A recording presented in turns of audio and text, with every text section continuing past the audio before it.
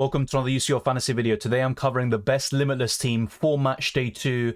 If you haven't already, check out my chip strategy guide, and there's also going to be a best wildcard team video. Watch this and the wildcard team video and then decide which chip you want to use in Matchday 2 and let me know your thoughts down in the comment section below. I have to admit right from the start there are 2 injury doubts in this 50-man squad, but I'll also provide some alternatives at the very end of this video and talk about the captaincy very briefly. But to be honest, with so many options at our disposal on the Tuesday and Wednesday, I would always encourage you to back your gut, trust your instincts, and don't follow the crowd in UCL Fantasy, and that's why it tends to be a bit more interesting than FPL, especially at this stage of the season. If you haven't already, smash the like button, subscribe for new, share this video around with those that love FPL and UCL Fantasy. I'll catch you very soon for the deadline stream as well next Tuesday. Be sure not to miss it. But let's get straight into this video talking about the best Limitless team.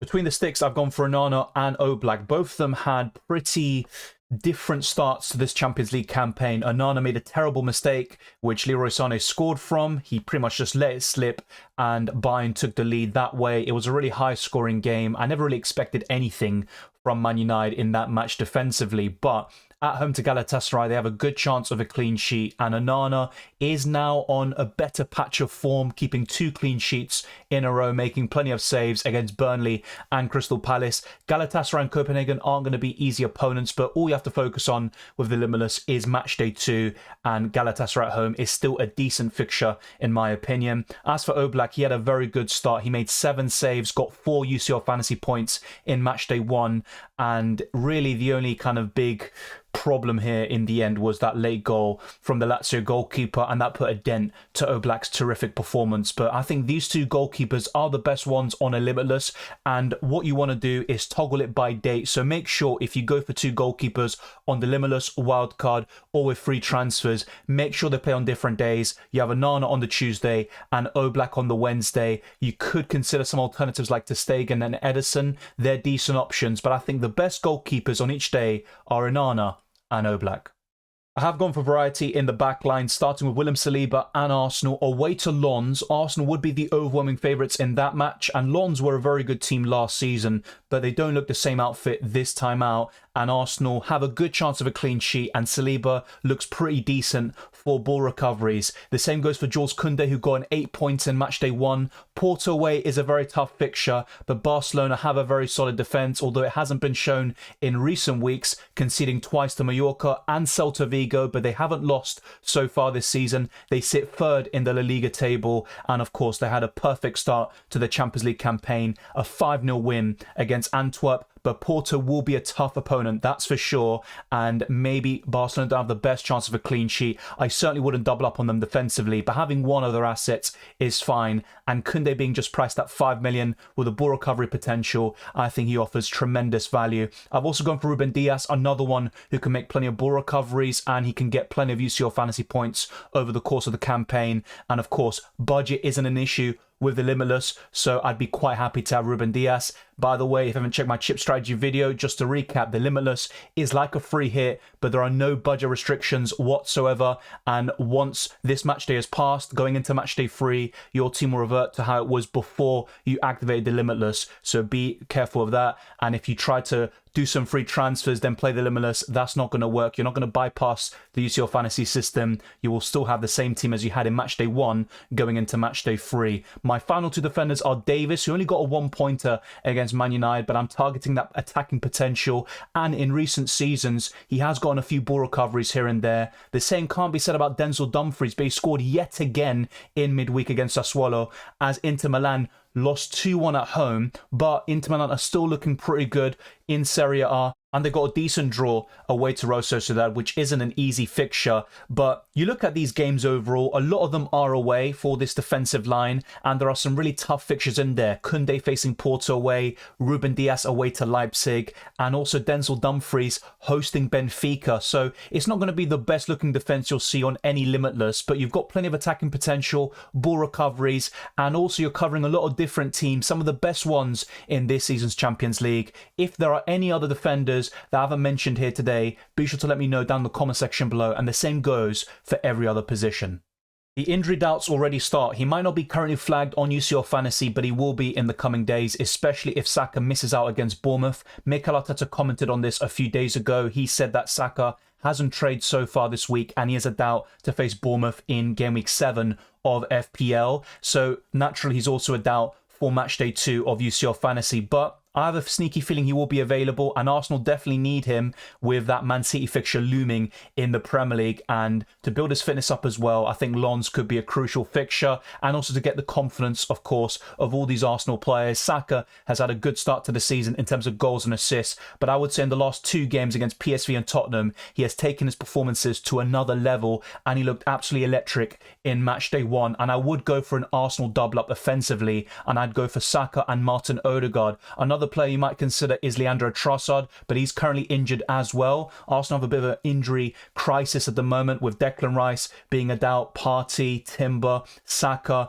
and a few other players like Trossard and Martinelli. But a lot of these players should come back fairly soon, with the exception of Timber, and it's just a matter of when. But if they're available, I think Saka and Odegaard is the best double up in Arsenal offensively in Matchday 2 of UCL Fantasy. I've also gone for Bellingham, but he's facing Napoli away, and that isn't ideal. And you could even go against him. He's a very template pick, but I don't think his ceiling is that high against Napoli. So this is one pick which you could go against and maybe go for a bigger differential and maybe double up on another team like Bayern Munich in the midfield. But I would maybe go for one defender, midfielder and forward. So you'll probably know who I'm on about there. But Bruno Fernandes is looking really impressive in recent weeks. He scored a fantastic volley against Burnley, and he also got an assist in the Champions League against Bayern Munich in Matchday 1. So I think Bruno Fernandes is a solid option, and you could consider that double up in Man United offensively. Marcus Rashford is classified as a forward though, so bear that in mind. But Bruno Fernandes is my preference over Marcus Rashford right now. And the final midfielder is Sane. I was gutted that I wasn't able to get him in to my final team for Matchday 1. And I have to say, I think he was very lucky to get the Man of the Match award and also the goal, which Onana made a howler of. But Sane is a great UCL fantasy option. He's fixture proof, and he's probably one of the best midfielders in the game.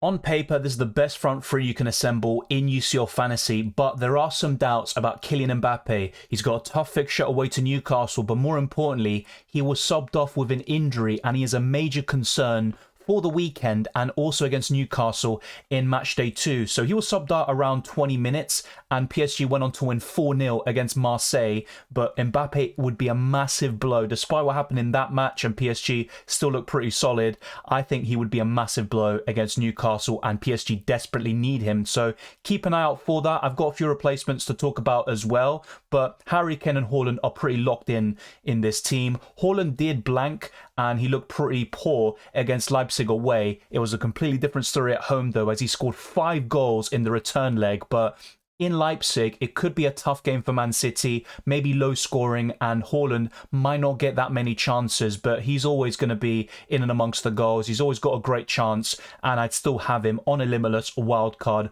or with free transfers. As for Harry Kane, he's got one of the best fixtures on paper away to Copenhagen. You would back Bayern Munich to win by 2 or 3, and I think Harry Kane is one of the best options Bayern Munich have to offer, and it's really tough for me to separate him and Leroy Sané. There is a 1 million difference in price, and I think both of them are absolutely fantastic options, and in the long term even, I'd like that double up in Bayern Munich offensively, and I think those two are the standout options. But if Kylian Mbappe is out injured, and even if he isn't, you could make a case that that Newcastle fixture is pretty poor. And Newcastle have shown some really good defensive form, keeping clean sheets against Sheffield United, Man City, and also against Brentford. That's 3 in a row now, maybe 4 as well, counting AC Milan in Matchday 1, which Newcastle were very lucky to get away with.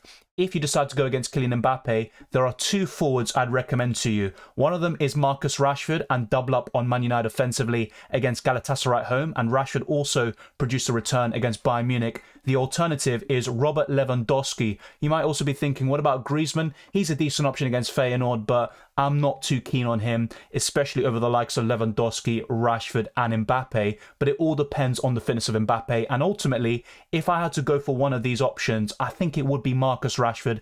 Let me know your thoughts down in the comment section below. Is there another forward that I haven't mentioned that deserves a lot of love? Maybe even Alvarez. He could do well against Leipzig. He's a fixture-proof player. There are so many forwards to choose from in UCL Fantasy, and that's even with the likes of Ronaldo and Messi leaving Europe.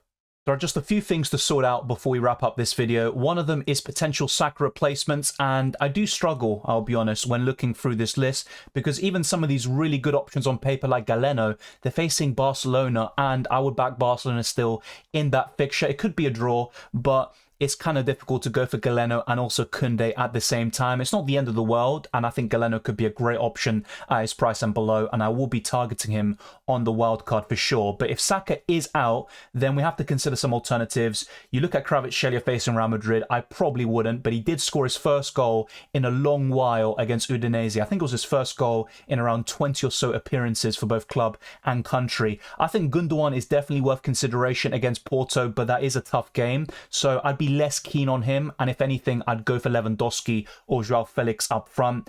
Phil Foden could be a really good shout away to Leipzig, but Leipzig is a tough game, and I think they could get something against Man City in the home tie. I think Man City are still the favourites. They have a good chance of winning, but it wouldn't surprise me if Leipzig were able to pick up a point at the very least, just like they did last year. In terms of other options, maybe a Borussia Dortmund midfielder like Brandt or Marco Reus could be a consideration, but they are facing AC Milan, so it isn't really ideal. And then you're looking at Galeno, as I said earlier, you could go for him. It doesn't matter if you're on the Limitless, you're still going to be over budget no matter which midfielder you go for now, but I think he is worth consideration despite that Barcelona fixture.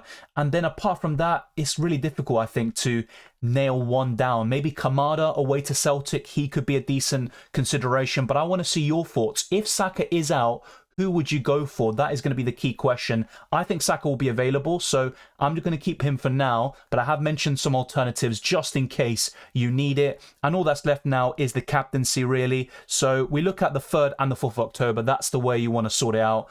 I would still go for Harry Kane as my captain on the Tuesday. The big alternative for me, though, would be Leroy Sané, targeting that Copenhagen fixture. And on the 4th of October, it is a bit difficult actually, because a lot of these options you see on screen are playing on the 3rd of October. So you'd probably go for Erling Haaland on the 4th of October. And overall, there is a lot of bias towards the Tuesday games, and maybe the balance isn't quite right there. So let me know your thoughts down in the comment section below. I always encourage you to give feedback and also give your own suggestions, which could sometimes be even better than what I provide and what I talk about in these videos. There's always a few ways we can improve in terms of some selections, but overall I think the captaincy would be Harry Kane and Erling Haaland with this best Limitless team. Thank you very much for watching this video. If you enjoyed it or found it useful, then be sure to smash the like button and subscribe for new. Let's try to get this video to a 300 likes. Let's keep on pushing towards 21,000 subscribers and beyond. That is going to be our aim to hit by the Tuesday deadline stream for UCL Fantasy. You can follow me on Twitter and Instagram, DylanRCM, and check all the links in the description below for the Patreon channel memberships if you want to get early access to my videos, exclusive early badges and emojis. And you'll also get access to all my team reveals on FPL and UCL Fantasy as soon as I make the transfers. And you can also be featured on the front page of my channel as a YouTube channel member. There's also links to the UCL Fantasy League, the Twitter and Instagram, DylanRCM, all of that is in the description below. So be sure to check it out. And the Discord server where we talk about UCL Fantasy and FPL in detail. Thank you very much for all your support. It's always massively appreciated. I'll see you very soon for more UCL Fantasy and FPL content.